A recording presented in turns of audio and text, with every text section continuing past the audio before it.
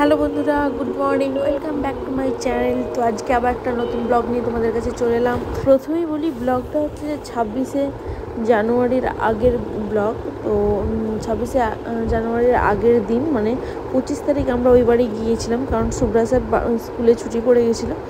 তো শুক্রবার স্কুল করে আমরা শনিবারের দিকে চলে গিয়েছিলাম ওই বাড়িতে। আর প্রায় পৌঁছাতে অনেক সন্ধ্যাও হয়ে গেছিলো। তো সন্ধ্যাবেলায় গিয়ে একটুখানি হালকা একদম টিফিন করে নিয়েছিলাম, ধোগলা কিনে নিয়েছিলাম, ধোগলা আর একটুখানি ভেজিটেবলস, একটু সিঙ্গাড়া আর একটুখানি চাটনি, আর ও একটা চিপসের প্যাকেট কিনেছিল। একটু সন্ধ্যাবেলা এগুলো আমরা সবাই বসে হালকা একটা টিফিন খেয়ে নিয়েছিলাম, কারণ টিফিনে আর বেশি কিছু করতে ইচ্ছে হচ্ছিল না, কারণ তখন গিয়ে একটু রেস্ট নিতে করছিল। তো রাত্রেবেলা চিকেন কিনে নিয়ে এসেছি পরের দিন রান্না করার জন্যে। তো দেখি কি আবার রাতেও যদি এগুলো খেলেই পেট ভরে যাবে, আর যদি ইচ্ছে হয় হালকা ফালকা কিছু একটা বানিয়ে নেব খাওয়ার জন্যে। আর সুব্রাসা এখানে এইসব ঝালগুলো খেতে চাচ্ছিল না, তাই ম্যাগি ওকে একটুখানি বানিয়ে দিয়েছিলাম।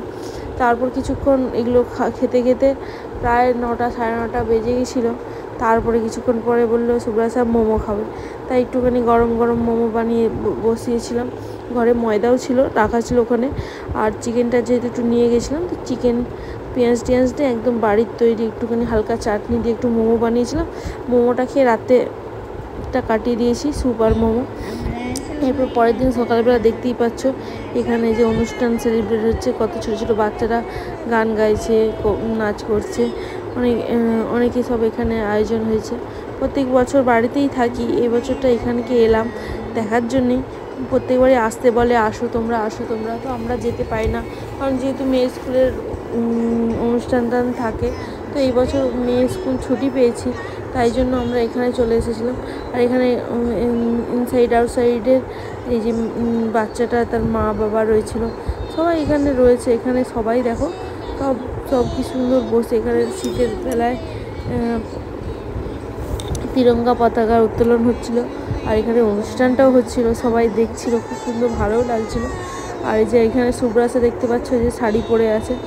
আমি তো ওর কিছু সেরকম আনা হয়নি বাড়ি থেকে, তো এখানে শাড়ি ব্লাউজ ছিল, শাড়ি আর একটা অরেঞ্জ কালারের টপ ছিল, তো ওটাই পরিয়ে দিয়েছি যাতে ওদের সাথে একটু মানানসই হয়। তো ওরা ওখানে যেহেতু রয়েছে, তো ওরা সব নাচের প্র্যাকটিস করেছিল, আর তাই জন্য ওরা ওখানে সব রকম একই রকম কালারের ড্রেস, একই রকম ড্রেস পরেছিল। কিন্তু আমি সুব্রাসাকে ম্যানেজ করে এটা পরিয়ে দিয়েছিলাম, কিন্তু ওকে ওখানে খারাপ লাগছিল না, ওখানে দারুণ লাগছিল ওকে ওটা করতে। তো এরপর খাওয়া দাওয়া করতে আবার ওপরে এলাম, কারণ ওখানে সকালবেলা অনুষ্ঠানটা হচ্ছিল। আর যেহেতু আমরা এখানে পার্টিসিপেট করার লোক ছিলাম না, কিন্তু যেহেতু আমরা গেছি, আমাদেরকে প্রচণ্ড ডেকেছিল পার্টিসিপেট করার জন্য, তাই গিয়েছিলাম। আর এখানে দেখছো মায়েরাও কত সুন্দর নাচছে, বাচ্চারাও নাচছে, মায়েরাও নাচছে। এখানে সব অনুষ্ঠানের জন্য সেলিব্রেট করার জন্য এখানে সব এরকম প্রত্যেকটা 15ই আগস্ট সব কিছু অনুষ্ঠানে এখানে সেলিব্রেট করা হয়। কারণ যেহেতু এটা একটা সোসাইটির মধ্যে কমপ্লেক্সের মধ্যে এরকমই হয়। আর সুব্রাসাকে শাড়িটা পরে কেমন লাগছে, পুরো ভারত মাতার মতো লাগছিল। সবাই ওকে বলছিল, আর সবাই ওকে খুব সুন্দর অনেক ছবিও তুলেছে, তোমাদের সাথে ছবিগুলো আমি শেয়ার করব। তো এখানে দেখো মায়েরা কি সুন্দর গানে নাচ।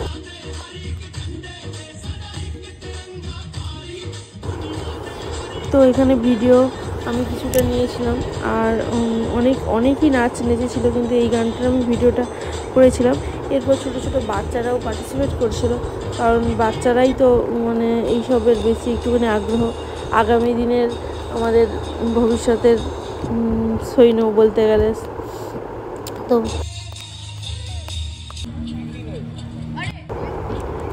তারপর এখানে বাচ্চাদের নাচ গান হয়ে যাওয়ার পর সুব্রাসাকে তো নিয়ে আসতে পারছিলাম না খাওয়ার জন্য, কারণ সে সকাল থেকে এসেছে, একদম খাওয়া দাওয়া হয়নি। তো আমি ওকে নিয়ে একটুখানি খাইয়ে দেবো।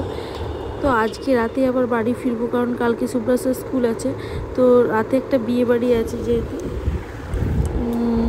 রাতেও একটা বিয়ে বাড়ি আছে, তাই জন্য আমি একটুখানি বিয়ে বাড়ি সেজে নিচ্ছিলাম।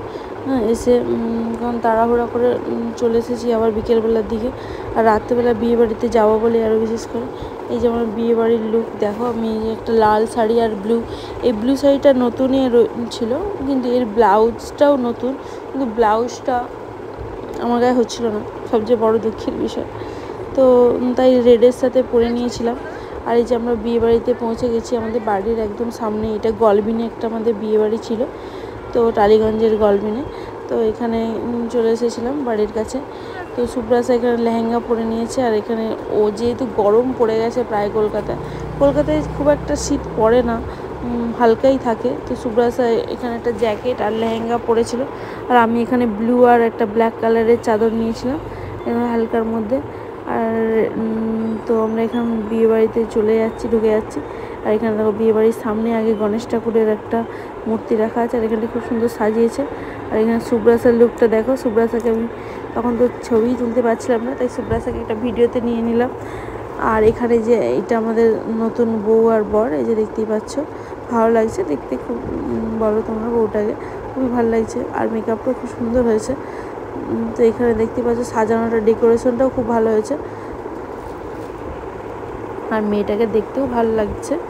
আর এখানে ছবি টবি তোলা হচ্ছিলো, আমরা গিফট দিয়ে চলে আসছি, কারণ আমাদের আবার একটা বিয়ে বাড়ি আছে। আচ্ছা তোমাদের আমার বাড়িতে আমার বিয়ে বাড়ি পড়লে দুটো বিয়ে একসাথেই পড়ে, তোমাদের কি পড়ে এরকম? তোমরা কি করো, দুটোই অ্যাটেন্ড করো? তো আমার যেহেতু দুটোই সব ক্লোজ, তাই অ্যাটেন্ড করতে হয়েছিল। এরপর একটুখানি তাড়াতাড়ি করে স্ন্যাক্স খেয়ে নিচ্ছিলাম।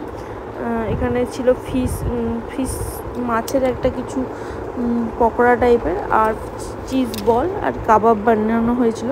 তো আমি একটুখানি নিয়ে খেয়ে নিচ্ছিলাম প্রত্যেকটা। এত খুবই সুন্দর ধনিয়া পাতা, গ্রিন চাটনি, আর হচ্ছে যে রেড চাটনি দিয়েছিল, ভালোই লাগছিল খেতে, খুব একটা খারাপ লাগছিল না।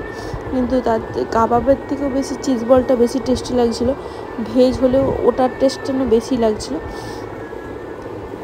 আর এখানে সবাই দেখতেই পাচ্ছে যে দেখো খাওয়া দাওয়া অ্যারেঞ্জমেন্টে সব টিফিন স্ন্যাক্স চলছে। আর এইদিকে আমরাও দুজনে, আমি আর সুব্রাসা খাচ্ছি। সুব্রাসা খাচ্ছেই না, কারণ প্রত্যেকটা জিনিসই একটু ঝাল লাগছে, কারণ যেহেতু ঝাল লাগছে বলে ও খাচ্ছিল না। তা আমি একটা ছবি তোলা হয়নি, তাই আমি এই ভিডিওটা তুলে নিয়েছিলাম। আর এই দুটোই মাত্র ছবি ছিল, আর এই দুটো ছবি তোমাদের সাথে শেয়ার করলাম।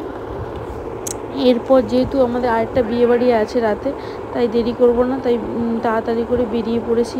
আবার খেয়ে দিয়ে বেরোতে হবে, কারণ অন্য একটা বিয়েবাড়িতেও অ্যাটেন্ড করতে হবে।